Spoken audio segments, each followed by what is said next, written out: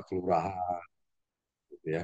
Ya, ada lagi dari sisi legalitas atau kepemilikan aset biasanya tidak belum memiliki izin berbadan hukum resmi dan dimiliki oleh perorangan atau kelompok perorangan keluarga gitu ya, antar teman gitu ya, join bisnis, kerjasama bikin pabrik makanan, snacks gitu ya. Nah, seperti teman-teman ketahui, banyak sekali UMKM yang bergerak di bidang bisnis makanan yang omsetnya lumayan gitu dimiliki oleh rumah tangga gitu ya. Di Bandung itu banyak ya. Saya pernah melakukan sosialisasi perpajakan di UMKM itu ya, atau souvenir ya. Omsetnya lumayan gitu ya. Justru salah satu klien saya itu pabrik plastik gitu ya. Apa itu, botol gitu ya, botol plastik atau tempat makanan, minuman gitu yang dari plastik, piring plastik. Nah, itu perorangan itu ya. Nah, itu UMKM. Dari sisi legalitas itu memang tidak berbadan hukum, bisa jadi tidak berbadan. Ada lagi? Bukan berarti yang berbadan hukum bukan UMKM ya. Ada lagi selain dari aspek legalitas kita tinjau. Terima kasih Mas Billy. Yang lain? Biasanya pakai modal sendiri, Pak. Oke, struktur modal ya. Ya, terima kasih Mbak Amasya Revista, Rafista ya. Jadi permodalan. Jadi permodalan ini kan relatif minim ya UMKM itu ya. Karena minim menggunakan modal sendiri atau modal kelompok orang atau rumah tangga. Nah, memang itu keuntungannya modal relatif kecil ya. Memang kelemahan modal relatif kecil ini kalah dengan usaha-usaha sudah bermodal besar ya. Seperti yang teman-teman lihat lah, kita tidak usah berteori ya. Bagaimana banyak UMKM warung gitu ya di gang-gang ya. Itu fungsinya atau omsetnya menurun karena adanya waralaba gitu ya, sudah masuk ke gang-gang juga gitu ya. Convenience store gitu ya, toko yang lebih toko convenience store yang nggak usah sebut merek lah ya, yang sebelahan ya. Kalau ada si I ada si A, ada si I si A gitu ya, ada si Indo ada si Al gitu ya. Dia bermodal besar ya, itu menghilangkan ya, menurunkan omset ya karena keterbatasan modalnya. Nah, keterbatasan modal ini kenapa? Karena memang dibiayai oleh pribadi ya, individu ya, menyambung punya Mas Billy tadi ya. Atau kelompok orang juga terbatas ya. Jadi menggabungkan modal. Ada lagi ya teman-teman, makasih. Jadi modalnya, ekuitasnya ya, ada lagi ciri-ciri UMKM. Kalau Laporan keuangannya single step, Pak. gimana Mas? Maaf, agak putus. Laporan keuangannya single step. Single step, oke. Maksudnya apa itu? Hanya laba rugi aja gitu ya. Betul, Pak. Iya, ya, hanya catatan pembukuan ya. Kalau di pajak mungkin ada teman-teman dari pajak ya, ada pencatatan biasa ya, bukan pembukuan gitu ya. Ya, sederhana gitu laporan keuangannya. Terus selain itu juga karena memang tadi menyambung tadi Mas siapa Ramsa, siapa tadi ya, Mas Kia siapa harus tadi ya, Rafista ya, Amasya. Modal terbatas, Mas Billy, modal terbatas ya. Perorangan modal terbatas. Sehingga laporan keuangannya juga sederhana gitu. Ya, mereka cuma lihat berapa pendapatan, berapa biaya, berapa laba rugi, dicatat penjualan hari ini, modal kemarin berapa, nah terus berangsur ya. Nah, lebih baik lah daripada tidak ada pencatatan sama sekali ya. Dan itu tadi yang single step. Nah, memang jadi dilema juga nih. Kalau mau terlalu ribet juga ada kemampuan terbatas untuk pemahaman akuntansi ya. Tapi kalau tidak dicatat juga ada kelemahan. Kita tidak tahu posisi kita ya. Aset berapa ya. Ekuitas kita udah tumbuh seberapa besar. Oke, oke. Eh, Satu lagi modal pemilik pasar terbatas. Nah, UMKM itu pasarnya terbatas. Pasarnya itu terbatas lokal atau regional ya, lokal wilayah setempat lah, kayak warung rumahan ya lokal ya. Agak luas dikit regional lah ya, misalnya agen-agen gitu ya, agen-agen sembako gitu, udah agak regional lah, pegang wilayah sini tertentu gitu ya. Terus mereka itu tidak dominan, tidak ada UMKM yang monopoli, itu nggak ada, nggak dominan ya. Sangat jarang UMKM dok. Maaf, saya izin.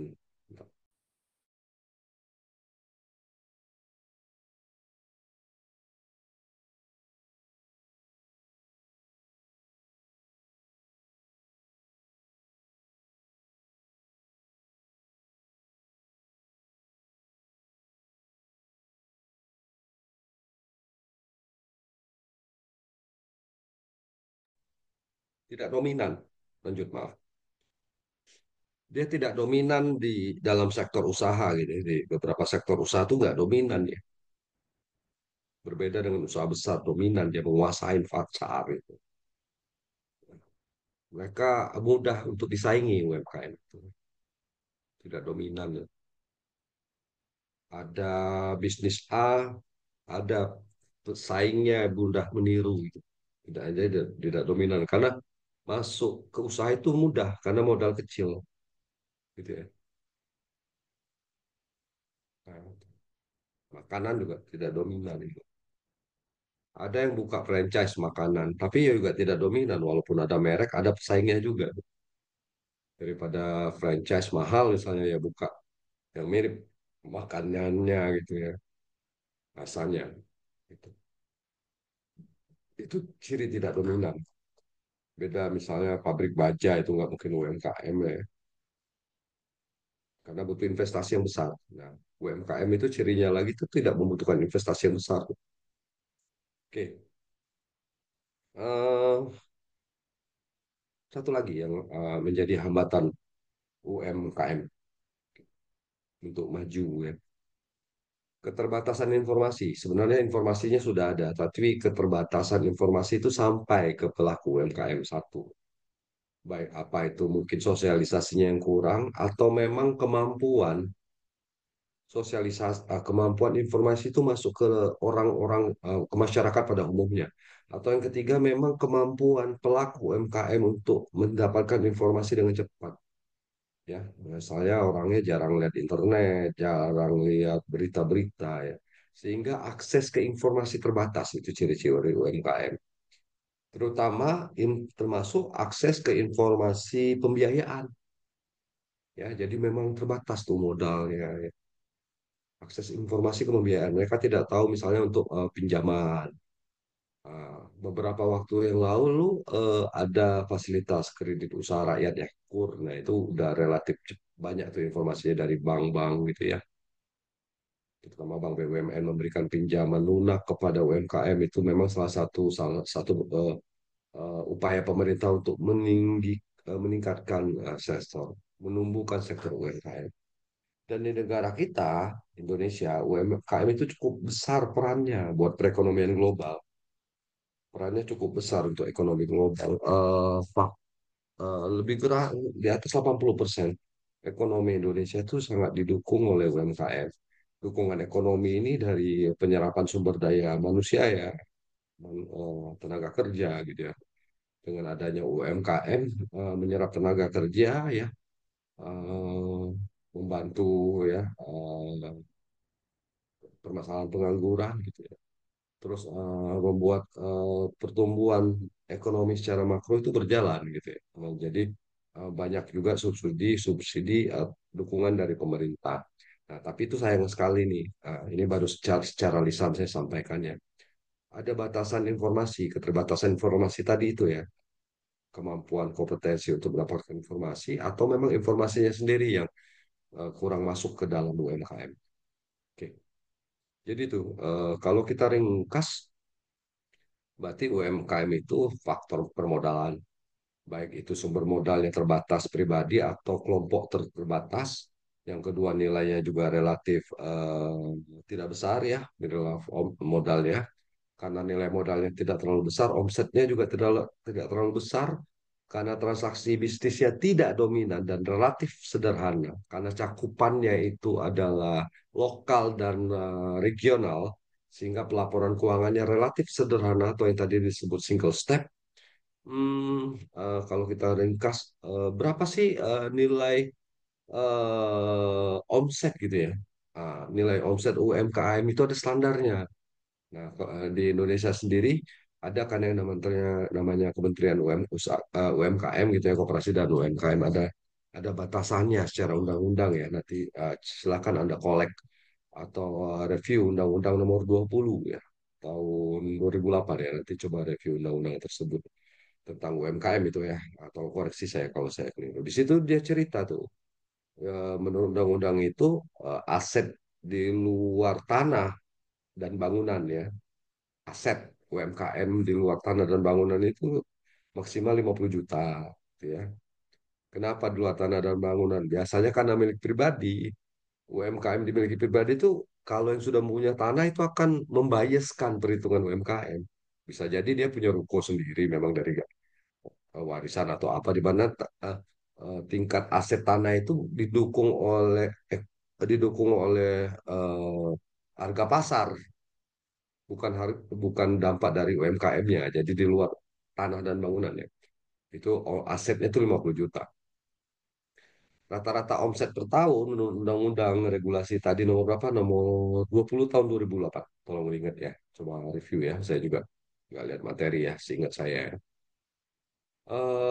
Tapi saya ingat ya. Omsetnya itu kisaran 300 juta. Itu UMKM.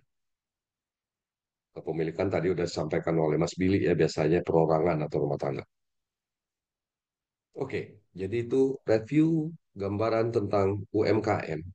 Nah, selanjutnya ada masalah apa sih di UMKM di Indonesia ini gitu kan ya? Apa sih masalah UMKM di Indonesia ini? Khususnya masalah pembukuan.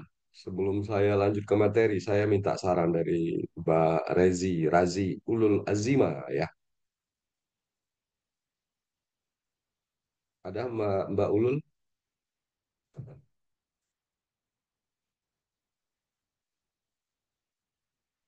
Oke, nggak ada ya. Mbak Nilam Sari, mendengar Mbak suara saya?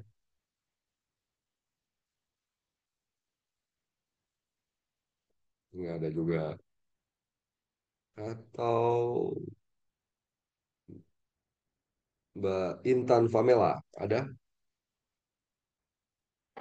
Hadir Bapak. Oke. Diskusi aja Mbak Intan, Mbak Zafia. Menurut Mbak, masalah UMKM terkait dengan pelaporan akuntansi, itu masalahnya apa sih? Masalah yang mungkin terjadi atau yang Mbak sudah tahu, sering mendengar permasalahan terkait dengan pelaporan akuntansi buat UMKM itu ada masalah atau wah lancar-lancar aja sih, tidak ada masalah.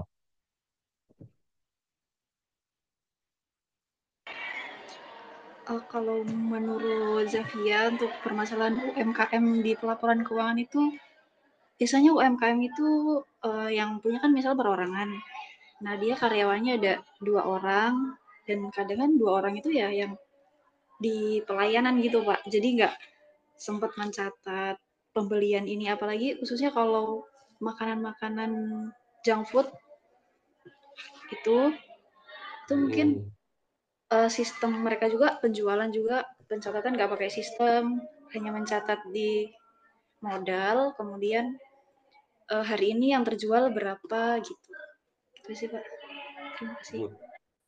Terima kasih jawabannya. Saya suka jawabannya. Realistis saja ya. Kita jangan teoritis ya. Beda ya. Nah, kalau teoritis Anda bisa baca sendiri, Anda bisa googling dan lain-lainnya. Betul tadi, masalah sumber daya.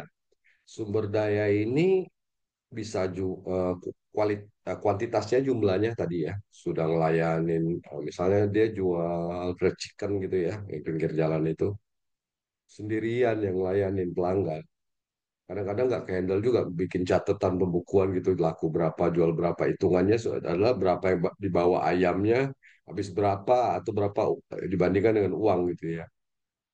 Ya, yang selanjutnya masalah kompetensi gitu ya, nggak mungkin juga dia mencatat ini apa ini jualan ini pendapatan, oh saya keluar sediaan kayak gitu apa ya. Nah, jadi catatan sederhana pun terbatas karena masalah kuantitas ataupun kualitas.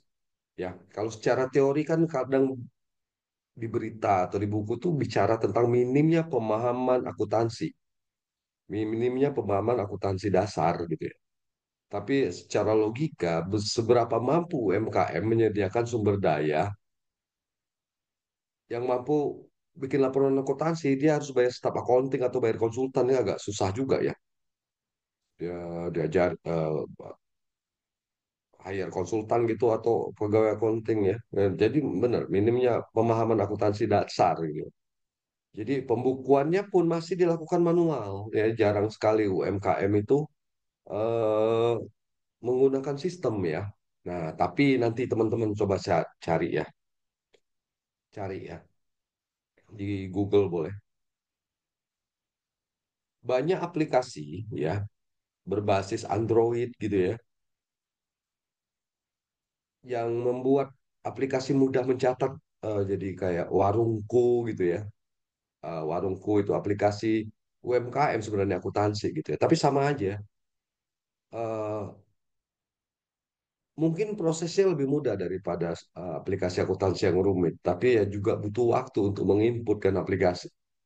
Aplikasi itu tidak bisa menginput berapa transaksinya kecuali memang dilengkapi dengan alat pemindai otomatis kayak barcode gitu ya di apa di Indomaret atau Alfa itu kan ngetap tap keluar tercatat kan, keluar keluar catat. Saya nggak mau bicara teoritis ya, karena istri saya pelaku UMKM juga punya toko ATK ya. Saya bilang, kenapa nggak pakai aplikasi? Oh ribet nyatetnya gitu. Oke, akhirnya kita bikin barcode. Tapi lama-lama pusing juga, penghapus di barcode cuma harga Rp50 kan lelah juga kan ya. Nah itu kan nggak logik kadang-kadang. Ya itulah hambatan-hambatan itu ya.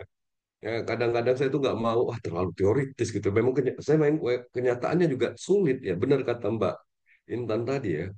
Orang tuh terbatas gitu ya.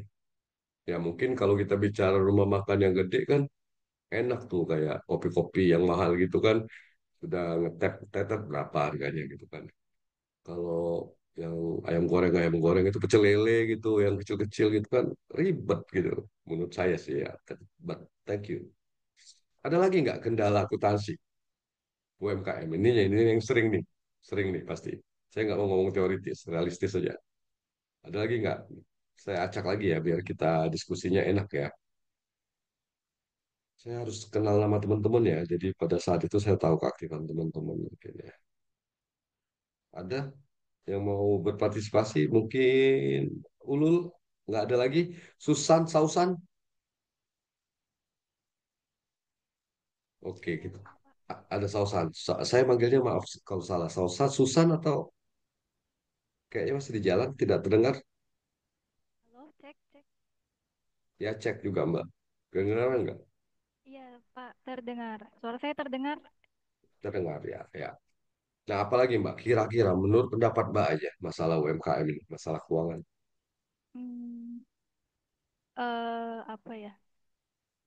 Sering Sering ini, sering tercampur terjadi. gitu ya, Pak, Nah, keuangannya. good.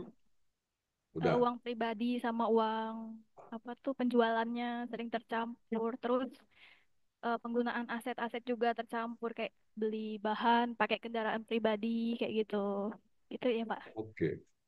Good. Betul. Nah, jadi di akuntansi, ya kalau Anda ingat ya, ada yang namanya laba ekonomis dan laba akuntansi.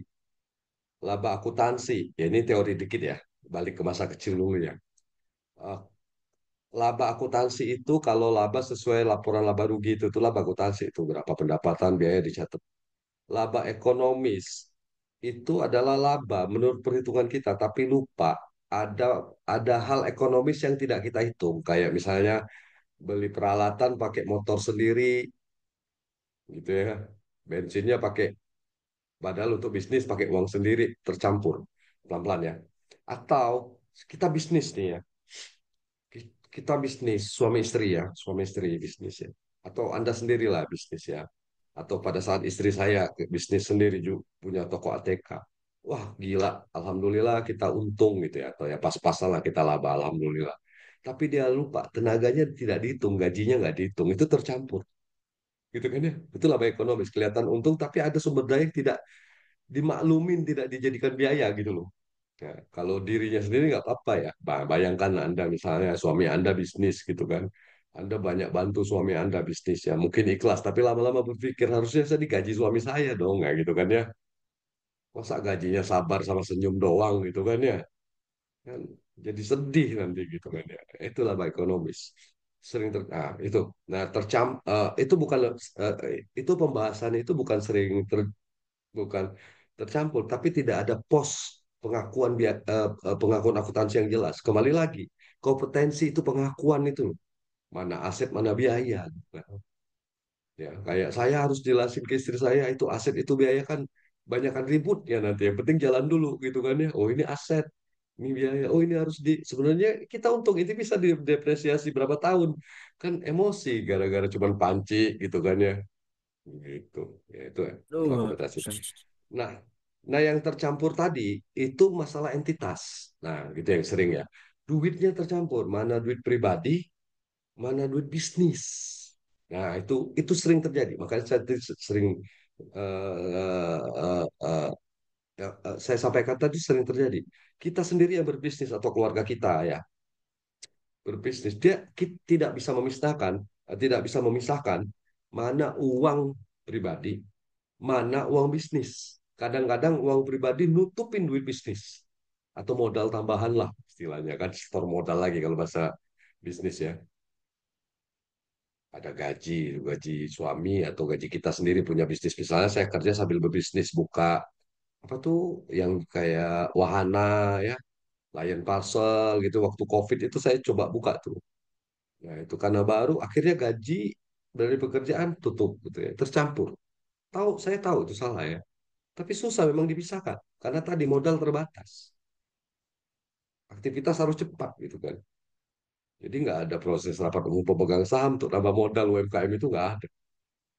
Demikian juga untung. Sebenarnya nggak untung juga karena saya tidak hitung gaji saya. Yang kedua, saya tidak hitung ada modal saya nambah di luar modal awal. Paham nggak? Tercampur kan ya. Seneng kelihatannya untung gitu. Itu permasalahannya. Oke, terima kasih diskusinya. Sekarang kita coba lihat dari berita-berita terkait dengan permasalahan di UMKM. Untuk kualitas internet, saya izin untuk off cam dulu ya, karena sambil share screen saya suka error.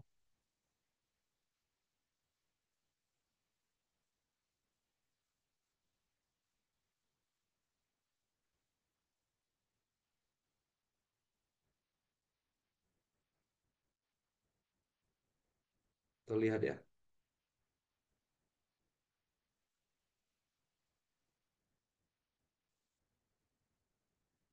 Nah, ini saya banyak ambil dari penelitian orang nih ya. Tapi ya namanya penelitian kadang bahasa idealnya itu memang agak sulit dilakukan di dunia nyata ya. Di sini bicara nih, kurangnya sistem akuntansi menyebabkan risiko kredit bagi UMKM. Nah, ini UGM yang nulis ini. Mengelola risiko kredit akibat ketiadaan sistem pencatatan keuangan yang baik. Tanpa laporan keuangan yang akurat, pelaku UMKM kesulitan memonitor arus kas pembayaran utang yang memperbesar kemungkinan gagal bayar, membatasi akses terhadap pembiayaan bank. Gagal bayar terhadap bank sebenarnya bukan sistemnya. Kalau sistemnya udah jelas lah, akuntansi aja ngos-ngosan UMKM kan ya. Mau bikin sistem akuntansi, UMKM itu kadang-kadang, mohon maaf yang terjadi sistem akuntansi di Indonesia ini. Misalnya ada yang kerja di Jahir, Akurit, dan lain-lain, menawarkan ke UMKM. Pada saat sampel, saya konsultan untuk salah satu sistem akuntansi, saya bilang, Anda itu cerita menawarkan produk ke UMKM itu, pada saat Anda memberikan contoh tuh enak ngelihatnya. Pada saat Anda pulang, mereka takut bengong. Mau diapain tuh sistem akuntansi? Paling kenceng seminggu, jalan selanjutnya diem. Gitu kan ya. Karena memang mereka dasar akuntansinya kurang. Kapan dia akuin pendapatan, kapan dia akuin piutang, bagaimana mengakuin bunga hutang, bunga pinjaman, bagaimana perlakuan terhadap pokok pinjaman gitu kan ya. Jadi saya kurang setuju. Bukan hanya masalah sistem akuntansi, dasar akuntansi pun agak kurang. Eh, Masalah UMKM terbesar adalah pengelolaan arus kas. Balik tadi ke Intan tadi diskusi ya. Campur, baik itu tercampur uang maupun tercampur aset. Pengelolaan arus kas ke UMKM buat kita sendirilah, keluarga kita atau kita yang punya UMKM. Bagaimana membuat arus kas yang paling sederhana. Jadi kita tahu saldo awal duit kita berapa, sisa berapa, kita butuh berapa. Itu bukan bahasa akuntansinya, tapi itu membantu UMKM. Kalau daripada kita bicara harus kas, UMKM harus dibuat, dipisahkan mana harus kas operasional, Bapak Ibu siapkan, mana harus kas investasi, mana harus pendanaan total dari ketiga arus kas tersebut, Bapak Ibu tambahkan dengan arus kas awal. Jadilah arus jadilah dana yang tersedia atau free cash flow. Nah, daripada belajar itu ya mereka tinggalkan nggak jalan bisnisnya gitu ya. Jadi tapi isunya adalah ada masalah arus kas di sini. Itu tadi ya. Oke, akses ke modal. Akses ke modal ya beberapa perbankan atau lembaga keuangan mensyaratkan laporan keuangan. Wajar menurut saya. Karena lembaga peminjam itu butuh informasi keuangan yang benar. Permasalahannya tidak tahu laporan keuangannya, gimana bikinnya gitu ya.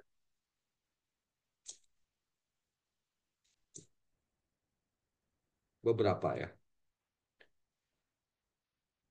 Nah, itu yang harus didukung ya, didukung oleh pemerintah, didukung oleh lembaga yang mensupport UMKM ini.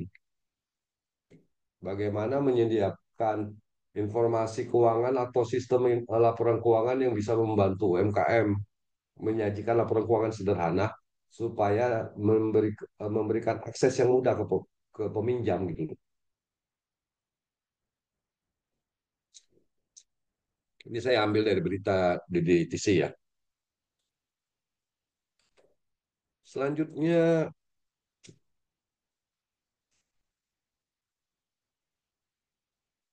ini salah satu berita juga tahun 2023. Kendala pengelolaan keuangan karena mereka tidak tahu ya. Kalau ini bahasanya judulnya serem, manajemen keuangan. Berarti semua UMKM kita suruh belajar manajemen keuangan, kuliah akuntansi D3 lah gitu atau kursus singkat manajemen keuangan. Udah nggak sempet. Tapi kesulitan di sini adalah dia UMKM tersebut harusnya diberikan panduan sederhana, membaca, membandingkan rasio-rasio keuangan itu membandingkan kalau bahasa umumnya. Modalnya berapa Pak? Pendapatan berapa Pak? Dulu modalnya berapa? Jual berapa? Itu artinya eh, gross margin Bapak gitu ya. Coba dari situ Bapak bandingkan di mana yang tertinggi margin keuntungannya ya. Terus misalnya oh Bapak kekayaannya berapa aset itu ya yang milik kalau UMKM itu kan milik pribadi ya. Oke deh, semua kekayaan Bapak deh milik pribadi sama utang Bapak tinggian mana Pak? Itu masih rasio likuiditas. Nah, seperti itu ya. Itu yang harus dipandu gitu. Pemahaman-pemahaman. Itu tantangan.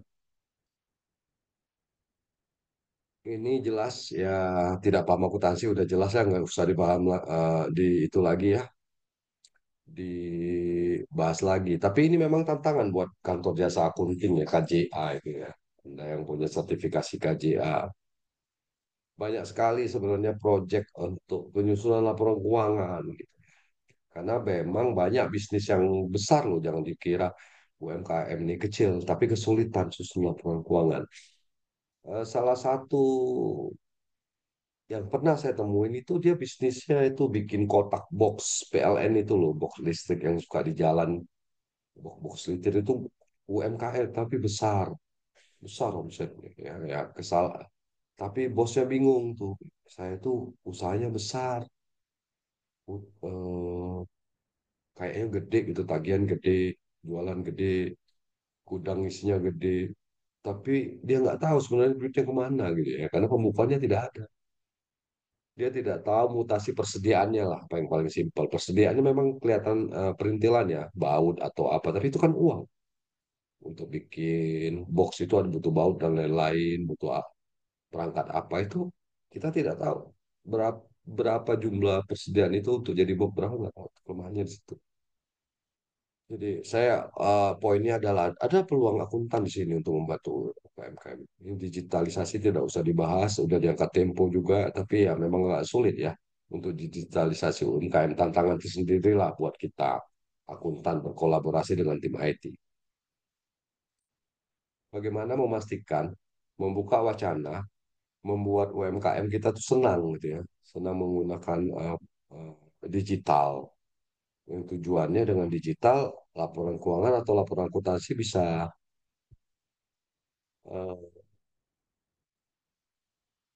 bisa dihasilkan gitu ya. Jadi itu. Nah, kebanyakan tadi diskusi kita tadi udah banyak mengacu ke materi ini. Jadi itu teman-teman terkait dengan UMKM. Terkait dengan UMKM seperti itu ya. Ada kendala-kendala tadi masalah. Nah, semangatnya adalah dari kita berangkat tadi apa itu UMKM, apa ciri-cirinya? Oh, kita tahu. Kalau secara omset UMKM relatif besar juga ya. Tadi berapa 300 jutaan. Atau 4,8 M gitu ya menurut undang-undang ya. Undang-undang nomor berapa tadi masih ingat? 20 ya. Tahu? 2008 ya. Asetnya di luar aset dan bangunan berapa tadi? 50 juta. Omsetnya per tahun berapa? 300 juta. Menurut undang-undang itu. Kepemilikan relatif perorangan. Legalitas itu relatif tidak izin. Nah, kendalanya tadi udah kita banyak bahas, mulai dari kendala penggabungan aset, baik milik pribadi maupun perusahaan, baik itu uang maupun aset barang, kendala kompetensi, pemahaman akuntansi itu intinya. Masalah waktu dan sumber daya gitu. Ada pertanyaan sebelum saya lanjut?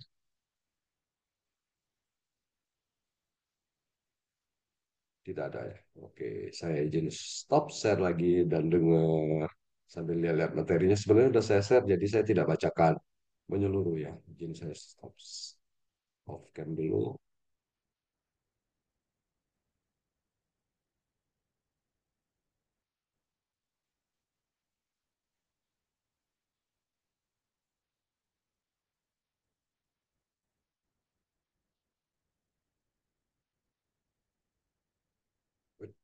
Ini berita ini ya.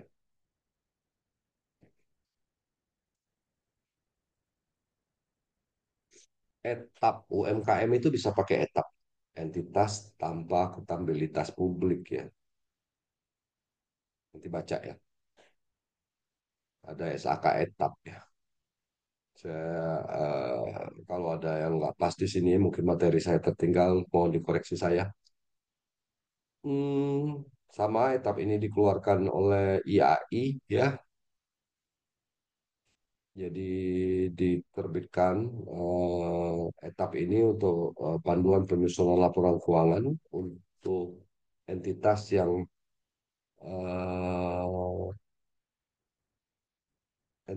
yang modalnya tuh yang modal atau tidak bertanggung jawab pada publik ya, yaitu tujuan umum kepada pengguna eksternal ya. Tujuannya itu memberikan kemudahan.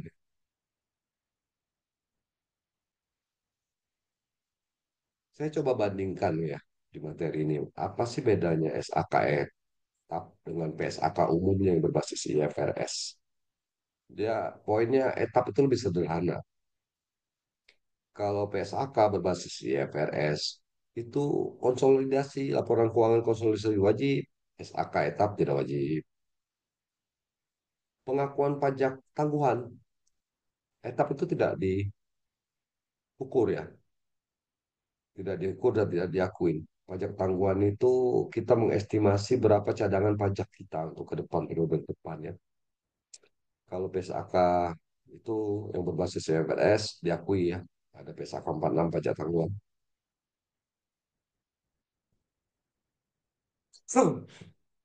Untuk SAK etap harus kas ya metode tidak langsung ya. Kalau harus kas di PSAK, FKRS bebas mau langsung dan tidak langsung. Kalau misalnya pengakuan properti investasi, Properti investasi itu kita punya tanah, punya bangunan, dan kita bangun memang untuk investasi. Kita sewakan. Nah, itu properti investasi. Bukan kita bangunan pakai sendiri ya, tapi dibangun untuk tujuan memang untuk menghasilkan lagi itu properti investasi. Nah, kalau etap itu sederhana ya model biaya. Berapa modalnya itu yang diakui asetnya, berapa modal bangunnya ya, tanah plus bangunannya. Nah, kalau PSAK itu disesuaikan, bisa model biaya atau model harga wajar, nilai wajar, disesuaikan dengan pasar, dengan wajar, nilai wajar ya. Ada, jadi di PSAK itu bisa menyesuaikan dengan kondisi pasar, nilai wajar ya.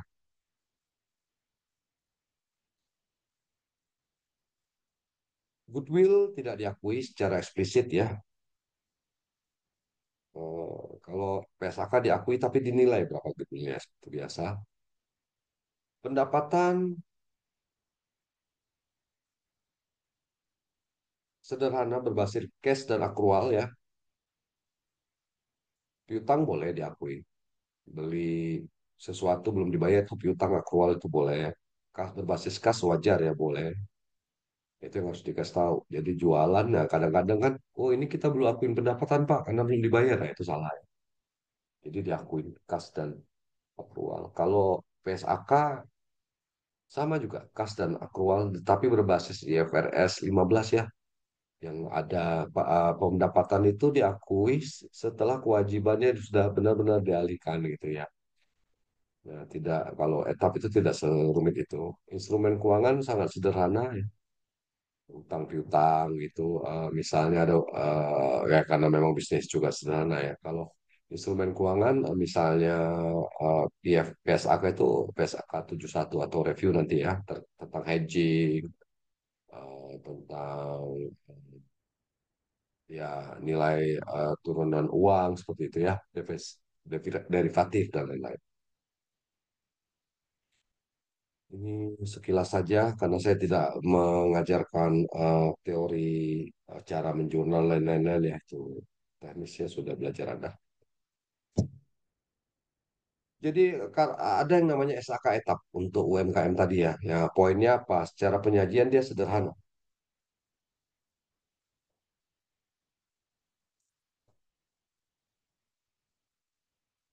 Sederhana,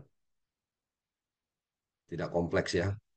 Biaya historis, berapa yang dibeli ya dicatat, berapa ongkos bangun-bangun berapa biaya untuk membangun suatu bangunan itu biaya historis, berapa biaya membeli barang itu biaya historis ya. Tidak pendekatan nilai wajar.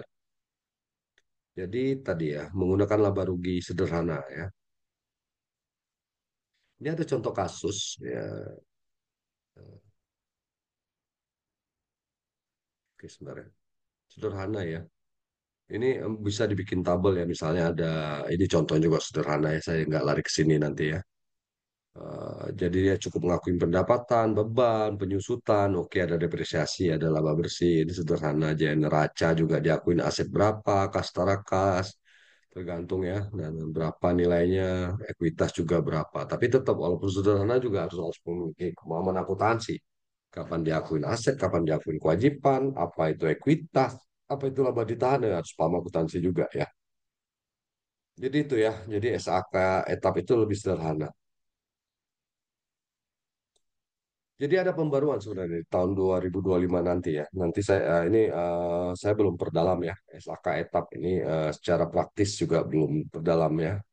Tapi baru baca-baca ya SAK etap. Dan nanti ada namanya entitas privat SAKEP ya.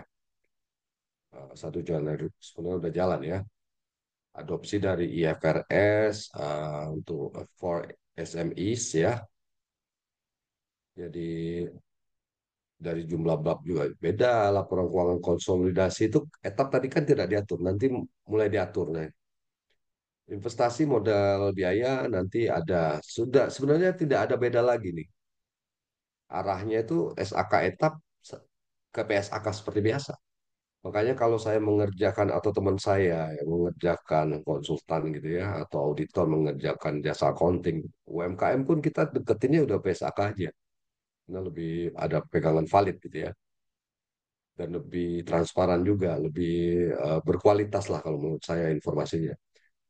Pajak tangguhan nanti menurut entitas privat itu sudah mulai diakuin. Jadi sama, hibah pemerintah itu sudah diatur. Penyajian arus kasnya sama, langsung tidak langsung, goodwill sama. Jadi intinya adalah SAKI entitas privat IP ini sama saja SAK PSAK seperti biasa, tapi untuk usaha kecil gitu ya. Oke, jadi memang harus belajar itu ya, tukang tahu, tukang apa, UMKM-nya tetap ya. Nah, itu yang berat ya. Tetap, agak sulit juga ya. Jadi kebanyakan ini memang UMKM udah agak menengah lah ya. Jadi ini beberapa contoh kasus nanti dibaca aja ya. Udah mulai pajak tangguhan nanti udah mulai diakuin dan lain-lain ya. Ini nggak usah dikerjakan nanti saya kasih contoh soal lah. Dan ini ada contoh latihan teman-teman ya, mulai pelajarin juga ya. Kalau ada jawaban saya nggak pas, tolong dibenahin ya. Saya nggak kalau ujian nggak jauh-jauh dari kunci dari latihan ini ya. Nggak usah saya bacain satu-satu ya. Nanti ini dibaca sebelum tidur enaknya ya. Sebutkan tiga perbedaan yang saya tahu. Nah, ini ada jawabannya ya. Terus ada penjelasan-penjelasannya.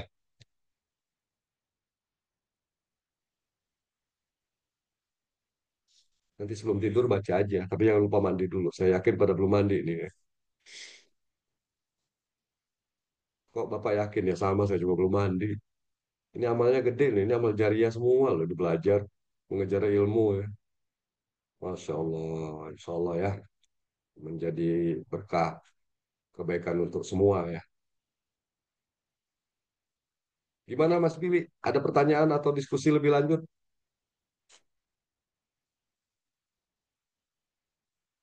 Saya ada kuis. Saya tutup, tapi Anda bisa kerjakan kuisnya. Kapan kira-kira mau dikumpulkan? Saya kasih linknya juga untuk mengumpulkan. Kalau nunggu habis sampai jam 9, sekarang kan Anda nggak sempat mandi nanti. Atau sampai kapan ngumpulinnya? Cuma 6 soal. Tapi nilainya itu membantu Anda nantinya. Boleh open apa aja, boleh namanya kuis online ya. Jam 12 Ada saran malam, nggak? Pak. Malah hari ini juga, wah boleh, bebas aja. Kalau seminggu, Pak. Seminggu, Pak. Ya, Lama, jangan seminggu, kelamaan lah. 5 hari, Pak. Jumat kan libur tuh. Nah, bisa menjelang sholat Jumat. Jumat ya, Pak ya? aja, Pak. Ya, Jumat Oh aja, ya, Pak. Pak. Jumat, Ya, Pak. Oh, Jumat nggak Ya, apa-apa, Jumat Pak. boleh ya. Mau Ya. kalau 12 malam Jumat sekarang berkah, Pak. nanti. Oke, insya Allah lah ya. Yang benar ngerjainnya. Nah, nanti Anda tulis di kertas. Saya kasih Google Form itu untuk diupload di situ. Jangan banyak-banyak, 2 lembar ya. Cuma 6 soal, 3 pilihan, 3 IC gitu. Kurang apa banyak? Tulis Kurang lah ya. tangan, Pak Vero. Iya, Banyak, Cukup. Pak. iya. Kurus tangan aja, tulis tangan. Saya pengen lihat tulisan teman-teman ya. Sekalian saya Jelek latihan lagi, lah, Pak. bisa nulis apa enggak gitu. Saya tahu tulisannya jelek, tapi ya tulis tangan aja lah. Kertasnya bebas ya, Pak ya. HVS folio ya, Pak. Ah, boleh ya. Jangan kertas ini aja. Jangan kertas posit ya, terlalu kecil buat saya. Kertas posit kan kecil banget ya. Boleh, yang wajar-wajar aja. Kasih nama, jangan lupa. Oh, di Google Formnya ada namanya. Nanti saya share eh, materi kuisnya, hmm, sama link pengumpulannya. Review kuisnya kita bahas minggu depan. Baik, Pak. Itu dari materi 1 dan 2 ya. Tiap 2 pertemuan kita kuis, 2 pertemuan kita kuis. Yang ini nggak jadi masuk materi. Anda boleh open apa aja, boleh searching dari mana aja ya. Kalau Anda merujuk ke buku, tolong ditulis nama buku ya. Saya rasa cukup ya hari ini ya. Ya, Mbak Razu, Mbak namanya Azima ya, susah namanya. Razyulul sudah ngusap-ngusap mata ya. Nggak, itu ngusap-ngusap mata tuh 2 kemungkinan. Udah mengantuk atau baru bangun tidur. Dari tadi mati off cam mulu kan. Ya, udah selesai nih kuliah itu. Oke, saya rasa cukup ya. Mas Billy, gimana Mas Billy? Oh boleh, saya udah nggak ada materi lagi. Ya, udah sih Pak. Kayaknya pada lelah semua kelihatan mukanya. Oh iya, artinya kita satu rasa nih. Sama Mas, satu perasaan kita ya, Insya Allah. Baik semua ya. Terima kasih semuanya. Nanti saya WA ke Mas Billy ya. Jumat aja ya. Hari ini silakan mandi dulu. Kalau jam 12 Anda nggak mandi mandi sampai besok. Thank you semuanya. Selamat malam. Assalamualaikum warahmatullahi wabarakatuh. Waalaikumsalam. Terima kasih, Waalaikumsalam Pak. warahmatullahi Waalaikumsalam Terima kasih warahmatullahi Bro. wabarakatuh. Terima kasih Pak Vero. Pak. Waalaikumsalam. Makasih, Pak.